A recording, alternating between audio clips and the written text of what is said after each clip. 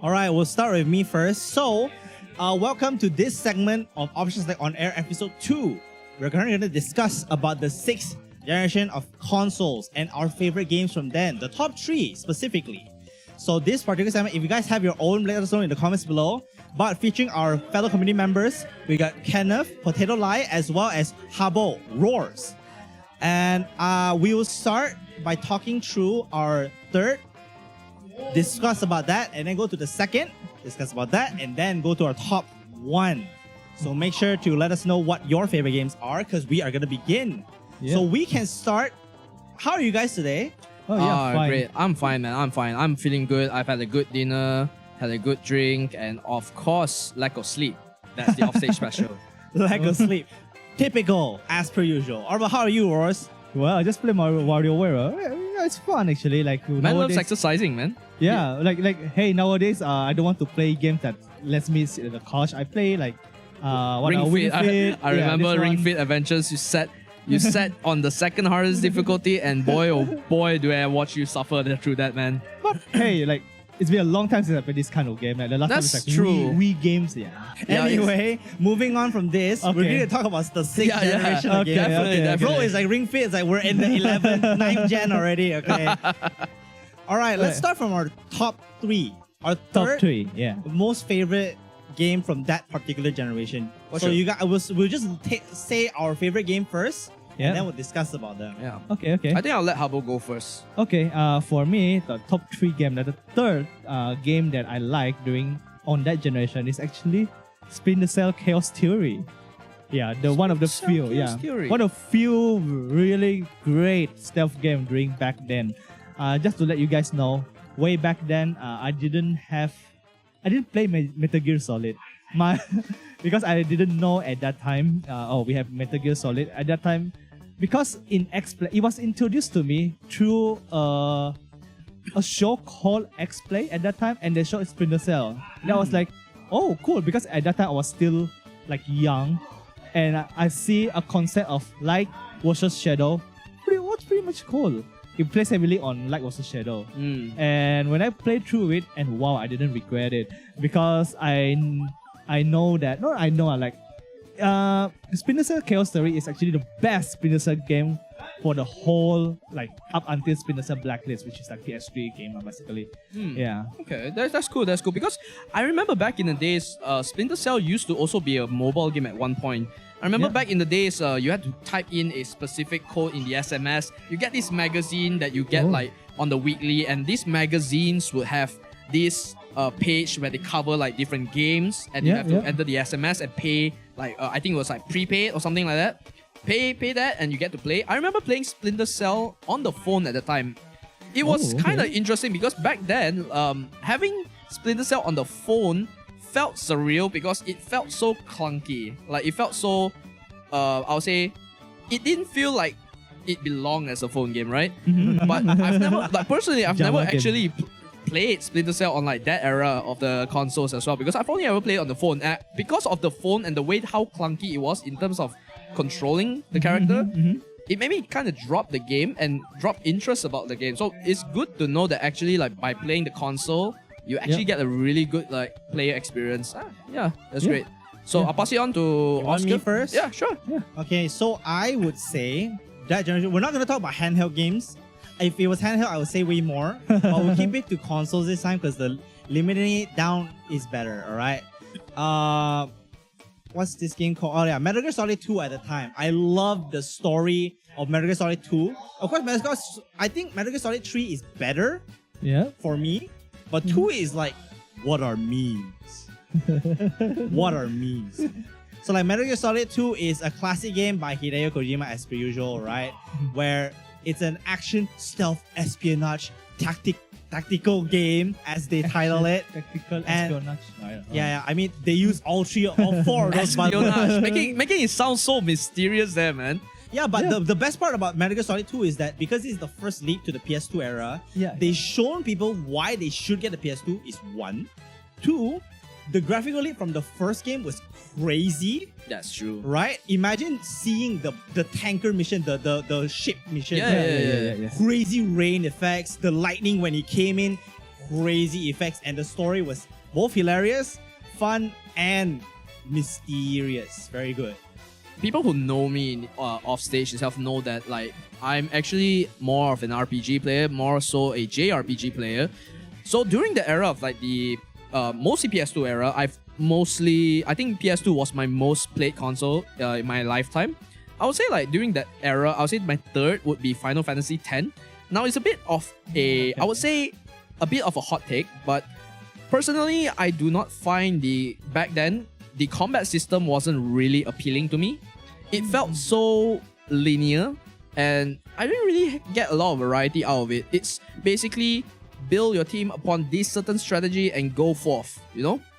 And of course, who can ever forget, like, why I find 10 very interesting and I put it at my third place is, well, the iconic laugh from Tidus, right? Like, you know, who doesn't...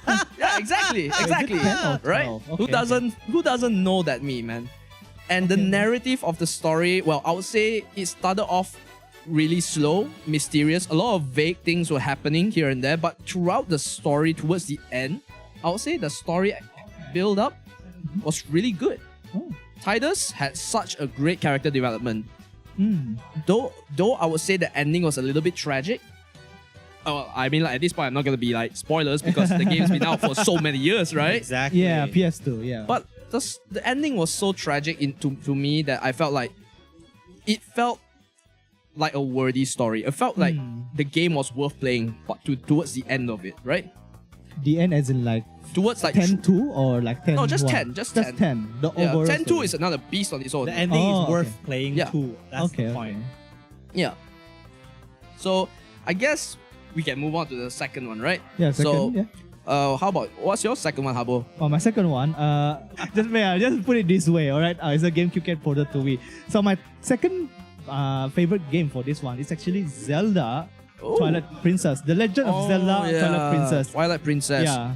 Twilight We Princess love was emo such... era gaming. Oh, Yeah. dude! Like, imagine like being able to turn into an edgy wolf.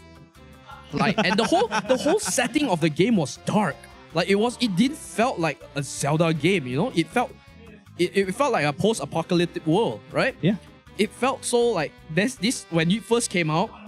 Like, let's not talk about Majora's Mask because Majora's Mask is like about like you have a deadline. You are Yes. about like to get crushed, right? Yes. But like Twilight Princess, the whole setting just felt so grim, so dark, right? Yep. And just playing it makes you feel like it feels like a very exhilarating game in that sense, you know, because you wanna be able to get by the darkness, you wanna be able to get through it, you wanna be able to restore the world as is, right? Yep. And I feel like you definitely have way more input than me because you played the game to its fullest at that time, right? Yep. Because just to let you know, there's a it's actually inspired by the Lords of the Rings trilogy. So if you I compare, didn't know that. yeah, Twilight Princess and the Lords Twilight Princess specifically. Yeah, Twilight Princess specifically, they actually uses the Lord of the Ring as a references in terms of art direction. They actually have a consultant for the art direction for this one as well. So to be fair, at the time, Lord of the Rings was one of the most popular movie franchises ever Yeah, in the yeah. world. Of course, right now there's others, but I'll talk one point about Twilight Princess. I also played it on the Wii. The HD remaster is actually worth playing. You know, it never came out on Switch. maybe. Yeah, We maybe. wish. But Twilight Princess, besides the fact that one, it was the first dual release launch title game that was a main line series. Yeah, mainline the series, first yes. frontliner like game franchise. You get it both on the GameCube and on the Wii. Yep. And the fact that that one is a direct follow-up from Ocarina of Time, one of the best games at the time, best games of all time as recognized at that period of time. Okay, it's Majora's Mask by the way, I think. Yeah. No, Ocarina of Time is more beloved than Majora's Mask by okay. wider gaming community. Yeah. Zelda fans love Majora's Mask, but not every Zelda fan can handle Majora's Mask. Because of deadline issues. But I heard, okay, with go sideways a bit, Majora's Mask was done within a year by reusing a lot of like assets from Ocarina of Time. Yeah. But again, it's a very good game. But okay, again, when they talk about like very early beginning of 3D Zelda game, of course we talk about Ocarina of Time, and that one is like the story itself is bigger than Majora's Mask. Yeah. It's the legend. It's a legend. It is a legend. Yeah. I still haven't find the 3DS version of Ocarina of Have you Time. played Twilight Princess yourself? I have actually, but like unfortunately I had to emulate it, right? So I didn't really own much consoles besides the PS2 and PS1 back in the days. I wasn't really much of a Nintendo like side of things most of the time. So when growing up, I didn't really start off playing Zelda games. I think I only started playing Zelda games towards like my early college days, I would say. It was like recommended by a few friends of mine during the COVID era. And during that time, I think I was like playing Majora's Mask. I played Twilight Princess. I played Ocarina of Time. Albeit I don't think I finished fully Ocarina of Time. But the gameplay itself was so interesting to me because a game like that that existed back then was, I felt, if you were in that era, that year when you bought the game, you would feel like, wow, this game is like years beyond what it's supposed to be like at this day and age, right? Back then. But like when you look at it now, like it's still very much playable. It's still very much lovable, right? Yep. Because the gameplay is what drives people to keep playing it. Yes. I think gameplay is the biggest factor for why Nintendo games still last. Yeah. Of course, like people can say Twilight Princess's art style doesn't hold up now because we've moved past the grungy, edgy era of like art styles for everything. But the gameplay and the story, the themes, still hold up to this day.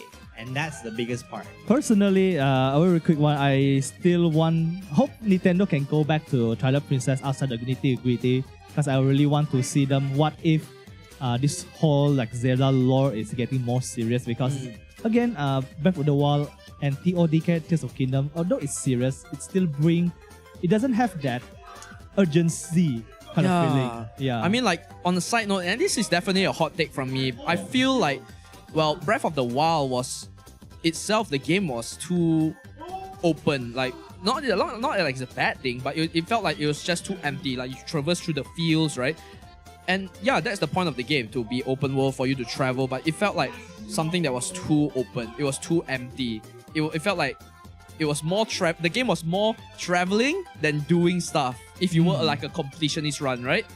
So, and if you're like a first timer starting out Breath of the Wild, you feel like overwhelmed because there's a lot of things out there that's just far apart, shrines to go, verticality, exploration is definitely a must, and you just spend so much time traveling on the horse. Yes. It's just felt so much time is wasted, you know? There's definitely a very grand mystique to Breath of the Wild and Tears of the Kingdom's design, but that one doesn't lend well to narrative-driven progression. Let's say Tears of the Kingdom is more story-driven than Breath of the Wild. But the stories are so segmented, you might get spoiled by a major plot twist as your first cutscene. It's very risky. It's very risky. Yeah, really risky.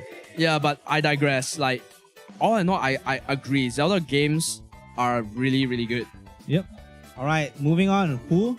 To yours. Okay. Yes, to yours. All right, so my second most favorite game, the games that I would still want to play with friends today, Mario Strikers. Oh, Mario Strikers for GameCube, I think is still dang good, bro. Dang good. Like, we all liked Battle League, right, on the Switch. The thing is, Strikers was the first one that brought this concept, and it's actually rougher on the edge compared to even Battle League.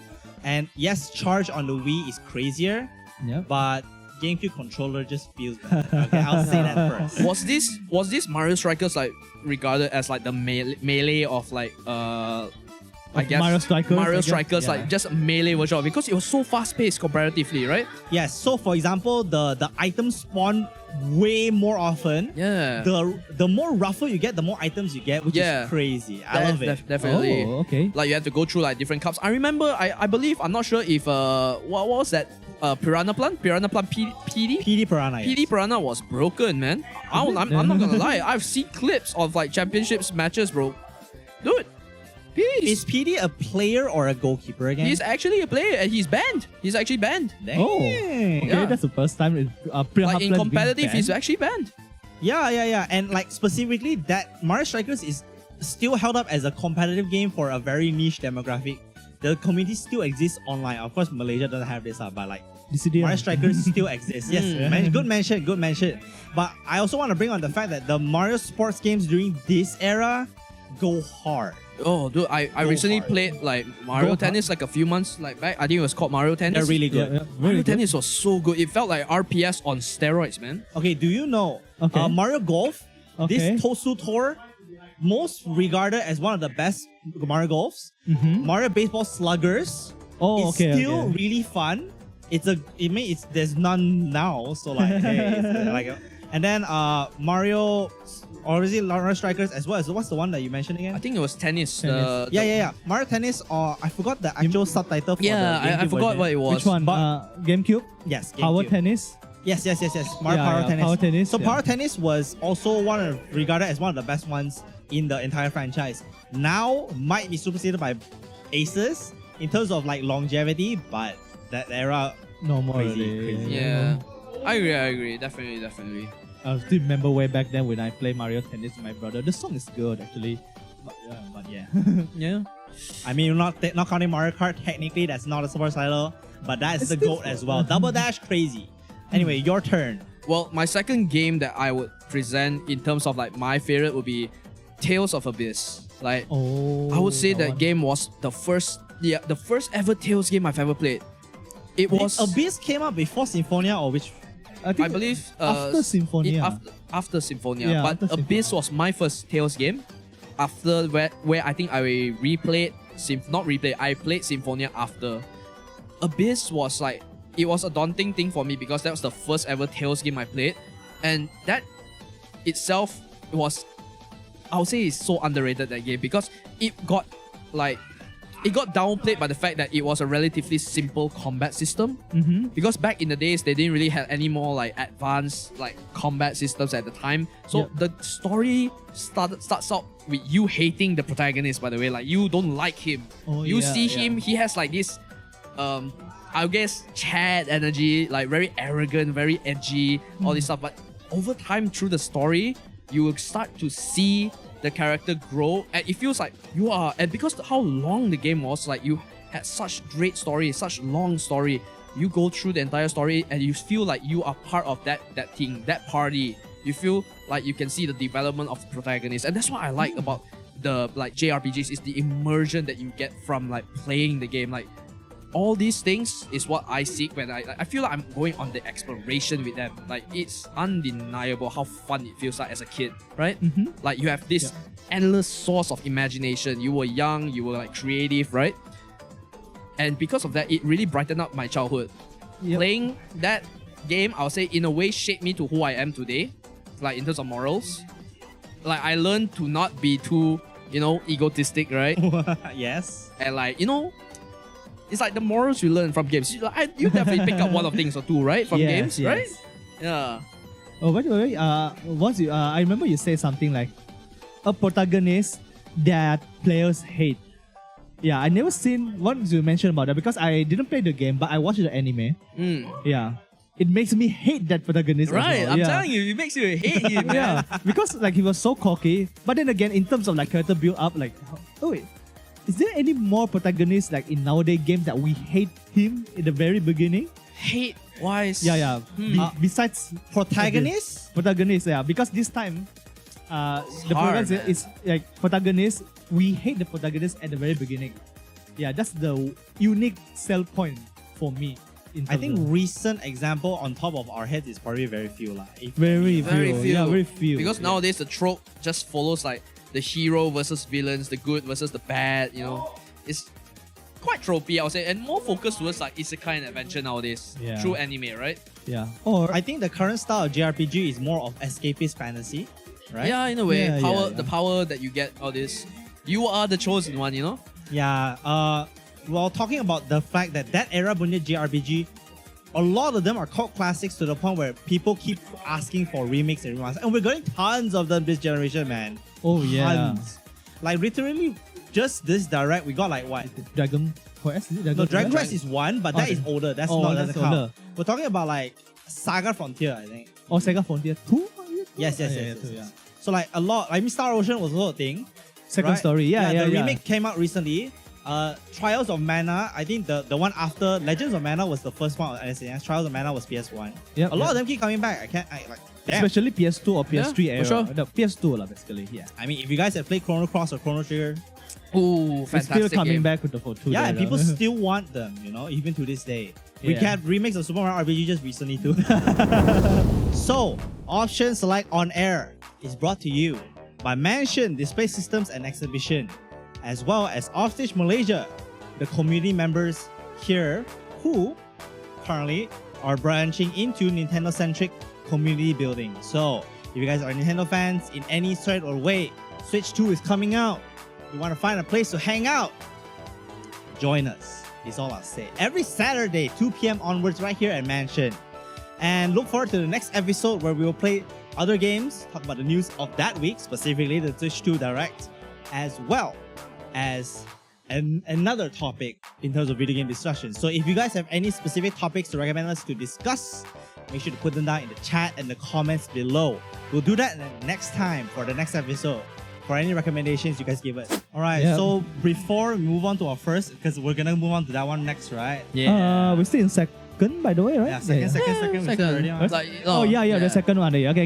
Yeah. I'm done with my second. Like, Yeah, Thanks a so lot. let's just first talk about the comments. So, Zebra Boy, our lone viewer right now, mentions, I don't know if I'm referring to the right generation, but I do love Sonic Adventure from the Dreamcast. Although it was considered Sonic's rough transition to 3D, it's probably one of the most fun platformers I've ever played. And probably the most Sonic games ever, if that makes sense. That is, I think you can agree to that. I can agree to that. Partly, it's because the song was made by Jun Senoue. Is that really the only reason? Actually, no, but okay, but the first iterated design of 3D is actually good as well. But remember that Jun Senoue actually plays a big part. mentioned Sonic the Hedgehog. Oh, okay. Yeah, Sonic the Hedgehog! Jun Senoue plays a big part in the early 3D years of Sonic. Crouch down. Crouch down. Okay. Hello there, Shinjan here, resident Sonic the Hedgehog expert here. I'm here to dispute on the fact that Sonic Adventure was in fact a rough transition into 3D, because I would say that it's a pretty good transition. If you really put things into perspective, right? You can kind of compare a Sonic Adventure and Mario 64, and I mean, like, they're both very revolutionary for their respective franchises in very different ways.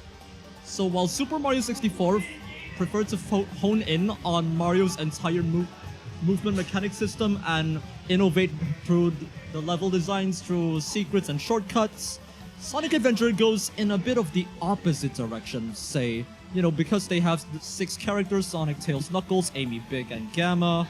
Yeah. And it kind of gives the player the option to just fiddle around with the type of gameplay style they prefer. For example, Gamma's shooting mechanics, or Big the Cat's fishing if you are into that for some reason. And of course, Sonic being the fast speed stage character. And that sort of actually got transitioned into a more refined version when Sonic Adventure 2 came around, because that was when they started I feel like we're gonna transition to a whole history, but I think you have something to follow up from here. Your top game is My top game is actually Sonic. which one? Okay, which one? Sonic Heroes, actually. Sonic Heroes. Yeah, Sonic Heroes. Okay, Do you agree, Shingen? Do you agree? Yeah. Sonic Heroes, I would say, is probably the best 6th generation Sonic game, so yes. Hey yo. Oh, okay. Coming from Yo. Sinjin himself. Okay, the reason why. Do you know anything about that? I'll be honest, I've not played a single Sonic game from like young, bro. Wow, Sonic Unleashed. Alright, by the way, the reason why I play Sonic Heroes is, okay, that's actually my very first Sonic. Okay, my game exposure to Sonic. In fact, Sonic Heroes is not the first media that I got to meet involved with Sonic. Actually, way back in Saturday cartoon, like Sonic the Hedgehog, cartoon series, Sonic Underground. Yeah, way back then. Sonic Underground. Yeah, I didn't know that it was a game franchise until I started to play Sonic Heroes. I didn't expect we're gonna get the backstory of Sonic. Me neither, bro. Like, this is like Yeah. lore dump for me. Okay. I don't know if I don't know if I was blanking. Yeah. But why did you say this is your top the 6th generation Sonic game? Okay, for me, the reason is why at that time, we never had a game, at least for me, back then, where you can control 3 characters at once. Really? I think so. And There's again, Marvel. There's Marvel 1 right there. Marvel 2. no, as well. Like, as in like, okay lah, like action platforming. I'm just At joking. the same point, at the same time, like, it's speed-based game as well. Donkey Kong? Yeah, Donkey Kong doesn't have 3 characters. No, it's not Yeah. 3. I guess it's 2, right? yeah. And the At most. over package that it like present itself. Okay, let's not talk about the game design. Okay, the music. Let's you not can talk about the game design. The like most the important part of mu- video games. Says the game game animator himself. yeah. Because again, game design is okay. It's one thing, but sometimes presentation do helps. Yeah, This is coming from a game animator, guys. yeah. Presentation is so do help. So if the art itself it's good, and if your game design itself is sellable or is convincing enough for us to play, then hey, you got a package that is sellable. Okay, I do have one thing to say about that. Yeah. Like the presentation of Sonic Heroes. I do think it still holds up the most out of that generation when you're a Sonic game. Sonic Adventure 2 looks good. I mean, Battle looks good. Yep. But some of the animations are not as smooth. Sonic Heroes is genuinely smooth in both the animation game-wise and cutscenes. Pretty smooth. Yeah. Besides the plastic look, but that's just the 3D era. Yeah, way back the 3D era. The Sonic was still being voiced by Ryan Drummond because I really care about who's voicing Sonic, who could bring Sonic into life. Tails! Ah! Tails! Knuckles, watch out! I don't know. At that time, Tails is not even voiced properly. They just find a 15 years old. Sonic, what are you gonna do, Sonic? Look at all those Eggman's robots! Oh my no, god. but seriously though, the thing with Sonic Heroes' voice acting is that, fun fact, so I believe it was Vector, Tails, and Cream's voice Okay. actors who were part of the same family. So basically, Ooh. Vector's voice actor, I believe, I'm not, don't quote me for this, but you know, I think it's because they had Vector come on and the voice actor just said, you know, I'm gonna bring on my kids and they can voice the 2 kid Sonic characters. So that's why Oh. Tails actually sounds like a kid in Sonic Heroes, which is, you know, the voice acting wasn't great, but points for authenticity. I Oh, guess. okay. Oh, that's the first time I hear this. Okay.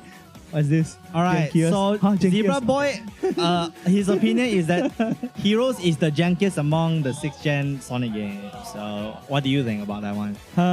Okay, to be fair, it is, especially when you try to solve for Okay, how problem. many games in that era for Sonic is not janky?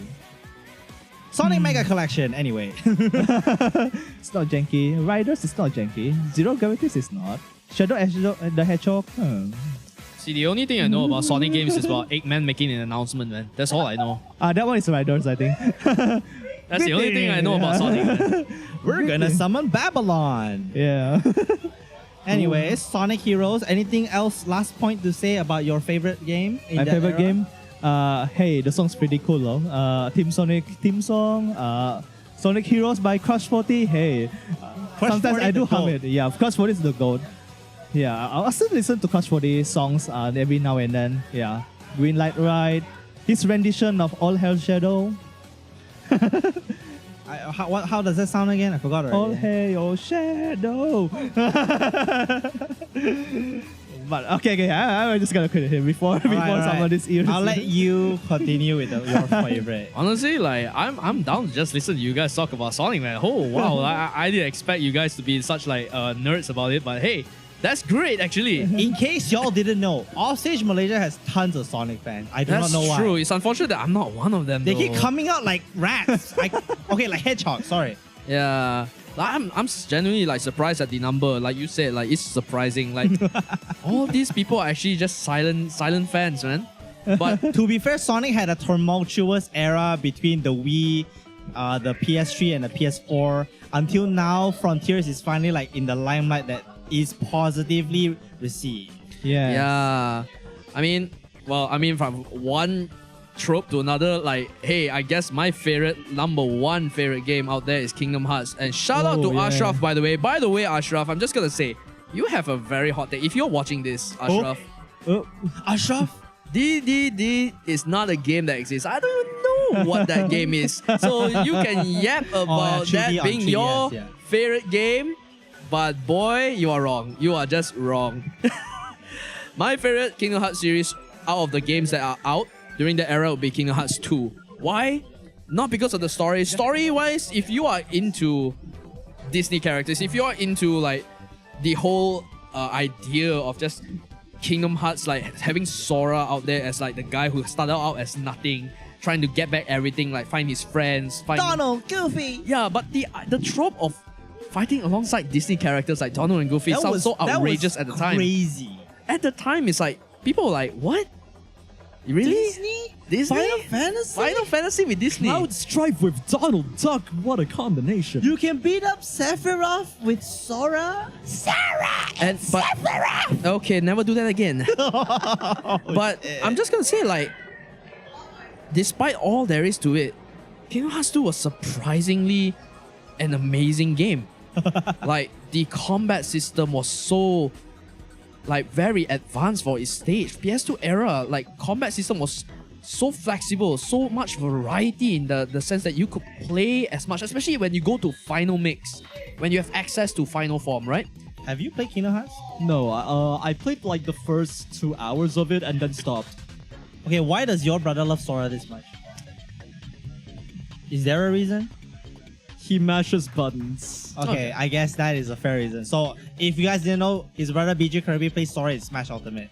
Unfortunately. I thought it would have a deeper meaning, but that Sora's just broken. All right, that's all you Yeah. need to know. True. 100%. But I'll just say, like, the variety that it provides to the game. And by the way, like, I do speedrun the game, right? Oh, word. Kingdom Hearts 2 was the only game I ever speedrun, and that was by far the most fun I've had.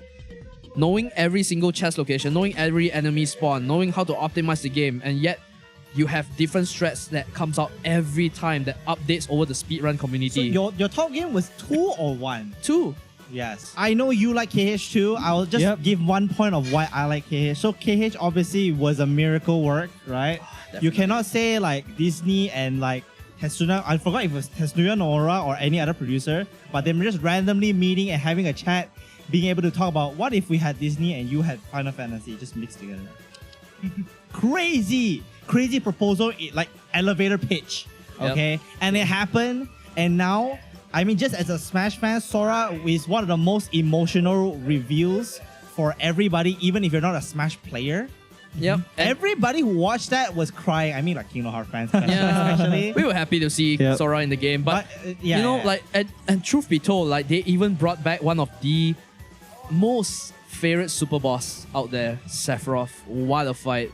What a fight! He was in KH1, he's in KH2, and boy, that fight sends literally shivers down your spine. You are literally at the whim of basically being at 1 HP and 1 MP like at any moment, and that itself speaks wonders about the super boss, because that super boss ain't easy. Like, first timers going in, you need some strategy going in. You need to be able to know what combos you need to do just to execute the whole series perfectly without getting hit by that DM move or like the desperation move, for example, right? And he also has these moves where he creates a pillar of like fire around him which sucks you in, and if you get hit by the corner, you are basically just dead at the hardest difficulty. And that's the fun of the game, to be at the whim of the game at any moment. One hit, you're dead. You can. Yeah. You ride the line of like living. Yeah. And like, to me, that's the fun part about the game, because the variety of KH2 that it provides, and if you play at the hardest difficulty, it just gives you that sense of accomplishment that you are able to execute all this, right? You're able to fight super bosses, you're able to finish the game, you're able to basically clear the game at a certain amount of time and like with an optimal strategy. You can tell this guy loves KH2. Like gameplay, story. The love is real. All Love is is in real. one. I'll All in just one say, pack. like, for me, the KH2 story really follow-ups the first game really well. Yes. Yep. Right? Of course, you had to go through the birth, not birth by sleep, the one on the GBA. Mm-hmm. Chain of memories. Yes, chain of memories. Chain of memories. Because there's just one small gap of timeline right in there that they fit a new game in. I don't know why. But KH2 I believe without chain of memories is still relatively competent of a leap. Right? It is. It's very much so. Luckily, it's still early. At that time, it was still early, so Yes. yeah, it doesn't affect the story that much. And if you guys want to play Final Mix is one of the best ways to play this game on the current generation. Switch has it, but it's cloud version. Yeah, so I wouldn't recommend, but hey, if you want to give it for a try as casual players, by all means, please do so. Casual players, just enjoy the game as is. Enjoy exploring, enjoy the flexibility that you'll be getting. Simba. Simba. Go Simba. Oh, the movement in the game was so good in KH2 is so good. What But about yeah. your memories for KH2? For me, right?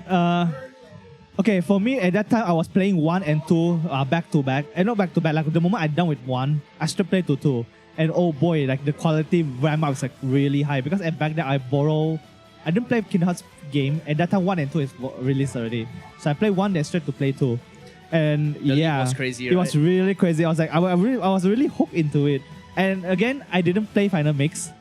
So That's fine. yeah, I didn't play Final Mix. So the moment the Kingdom Hearts story You played the ends, original. right? I played original. Yeah, Kingdom Hearts end, right? So I thought like, oh, it's end already. Then I heard that there's a Final Mix which they extend the Aqua Terra Adventure story. But looking back at it, I was thinking like, what if they didn't show Aqua Terra Adventure story? Then maybe the story ends there and it can become a classic like masterpiece. It's Nomura, bro. Yeah. Nomura never let why, shit eh? end, bro. Bro, Yeah. it's Nomura. Like I said, I can sit down and literally tell you the lore of KH for 2 hours and I'm still not done. But for me, as a one package Kingdom Hearts 2, out of Donald dying? Let's Wow. see, Donald did not die. for me the most memorable part is the part was where all the lasers coming in. Oh, Where- the yeah, Xehanort fight. The Xehanort Xehanort fight. dome, the desperation move. Yeah. King Mickey. You have to press 2 buttons. At that time I thought we were gonna press only 1 button. No, you But gotta at that press time you both. saw one of the characters is not moving at all. Oh, we actually have to press 2 buttons at once. And that kind of interaction that excites me. That what's the new thing? You use the existing like design button mapping, but when you see the feedback where this character doesn't move at all, what should I do? Oh, actually 2 buttons at all. Yeah, there's It's a lot of it's a great interesting cinematic. It's a yeah, great a lot of cinematic. interesting interactions in the game Like that's absent in 3. Like I would say the transition to having like a actual boss fight into the side scroller, which is what he mentioned about like the laser dome, right? Yeah. You can actually skip that. I don't know about Mickey, it. Mickey is not evil. Mickey is not evil, however, Mickey is basically Edgy. useless. Mickey is edgy, not evil. Okay. Like if King Mickey was useful enough, he'd end it without even Sora's help. Just saying. But it's fine. It's fine. It's whatever. Riku, take my hand. Anyway, I think we can move on now. We are done. Now it's my turn. Okay, my final highlight. You mentioned Twilight Princess. I would say Wind Waker. Oh. Wind Waker is my favorite Zelda game, both story and charm. I personally haven't finished Wind Waker, but I always love the art style. Toon Link is my favorite rendition of Link ever. And Wind Waker HD aside, I love Wind Waker HD. Gameplay wise, that quality of life is damn good. But the original can never be beat. You know The what I cel-shading. love about Wind Waker? We save grandma. We get soup. Grandma Soup Grandma soup, man. cry. It makes me feel like a good boy. Hey, he kind of frowned a bit when he got the soup. He's like, I'm leaving you behind, Grandma. But this is amazing. I think this rendition of Zelda is the most expressive Zelda. You can literally understand. Like you don't even need the text.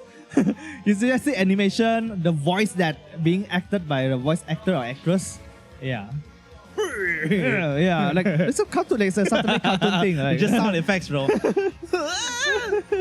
Yeah, That was cute. So okay, let me just say about what I love about Wind Waker. So Wind Waker is obviously a story about a boy who just came out of nowhere, falls into a journey to save his sister, and finds himself on this grand adventure to save the region, right?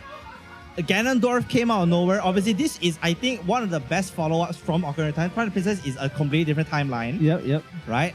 But I do appreciate the fact that they sunk the entire Hyrule, and everybody who managed to live evolved. So like the Rito evolved into birds, right? They evolve into... they evolved from the... What's the fish characters called again? Zora? Yeah, they evolved from Zoras Yeah, to yeah, yeah. Ritos. And then, I mean, Gorons are Gorons. Gorons are Gorons, Yeah, yeah. I think there were 3 races, right? One more is what again? You did the bird one, is it? No, Bird was Rito. Oh, Rito. Goron were remaining. I mean, Hyruleans don't count. Okay, I really don't count. Hylians don't count. There should be one more race if I'm not mistaken. Oh Is yeah, the Makar and the Kokiris. They evolve into what again? Kokiri. They evolve into what again? The tree stump guys. Yeah. Shoot. The one Breath that of the Wild long also enough. had these guys. I forgot the name already. Yeah. I forgot. But yeah, Makar and Medley are one of my favorite like they are like major supporting characters in the journey for him to get the Triforce. And obviously the Triforce quest, the chart quest itself is like kind of annoying in the original, but what it means for Link was really, really strong. And Tetra being Zelda, technically you didn't expect it, but you also kind of feel like it was the case. It's crazy, man. Like the plot twist was damn good. Like King of the Red Lions is the actual king of Hyrule. What? And also the fact that we get to go into ghost ships as well. Like I think that's an interesting take as well. Like having ghost ships, and also I think there's like battles that you can do on the giant krakens as well. Yeah, right? the ship battles. You can use bombs. You can hook shot and everything. Yeah, and also the fact that you had this I guess like an arm where you can go like fish treasure out like using using the maps, grapple right? hook. Yeah. You can I think that fish. was interesting because like you have to like look at the treasure map and like from there like just know like looking at this island where it's like roughly at and you just go. Yeah, there are a few design choices that I found. The why they have such a big ocean is one to make it scale. It feels like scale, but the biggest thing is that it quells loading times. You don't feel loading times between islands because the ocean is just that big. Yep. Obviously, that is also why Wii U can do the Swift Sail because processing is just faster. Oh, look, Yeah. speaking of which, like, I think like my next favorite thing in Wind Waker was the auction. The auction Yes. was so fun. That minigame was so fun. It's just funny to play. Like a lot of the mini games in that was fun. Like for example, you can control birds. You can hunt for dude, fish. my most hated game, the mini game wise in Wind Waker was the bomb one where you had to play like Battleship. Like finding like did you know that if you get it below 20 attempts like the bomb, you get an extra prize. There's tiers to it. So you clearing it for the first time gets you like the lowest tier of prizes. Yeah. You clearing it within the first 20 bombs that you have, you get like the ultimate tier of items. To be fair, most Zelda games if they have a target game mode, they always have that. It's Yeah. always fun. They will also have often a fishing game mode as well. For sure. But yeah, I think like with all that being said, I think like the games bring so much nostalgia like back. Yeah, like, the way the era. art style induces like this nostalgic vibe, Yeah. as well as the soundtrack is like they have hints of Ocarina of Time sounds, like Kakariko Village being outside island. They got Dragon Roost Island having the Zora Temple sounds. The Windfall Island having some, I forgot which town it was, but it was like, I think Castle Town. Or these like little hints of the original songs from Ocarina of Time just sprinkled here.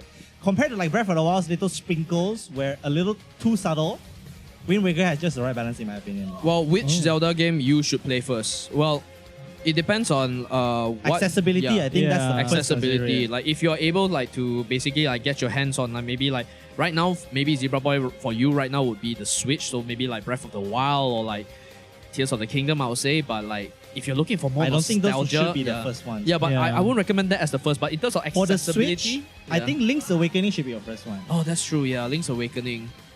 Okay, I'll talk to you like this. Zelda, 2D and 3D. Just consider which type of gameplay you like first. If it's 2D, Link's Awakening is perfectly fine to join in first. But I recommend A Link Between Worlds on 3DS. I like that one the most. I would probably argue that if you want to start off with a Zelda game, I think you should always start with A Link to the Past. No, A Link to the Past can be antiquated. A Link Between Worlds is the same world with more modern systems. That can be true, but A Link to the Past basically established a lot of the staples in the Zelda's franchise, right? Like Kakariko Okay, Village. did you play that one? I did, yes. Yes. Oh, okay, So But it's been years. the debate is coming up. Okay. I The don't debate is remember real. much about A Link to the Past, but I can personally vouch for Ocarina of Time. Ocarina of Time, I think Ocarina of Time 3D is good. To be Can't fair, play 3DS has all the good classics. Of course, yeah. I mean, if you want to go for a 3D game, I would obviously recommend Ocarina of Time, Majora's Mask. They're both excellent games. My personal favorite being Majora's Mask for the lore reasons, and also just the atmosphere of Majora's Mask. Oh my god, it's so good! It's so good! My gosh, guys. Okay, which games would you recommend people to try first? Just go with Ocarina of Time.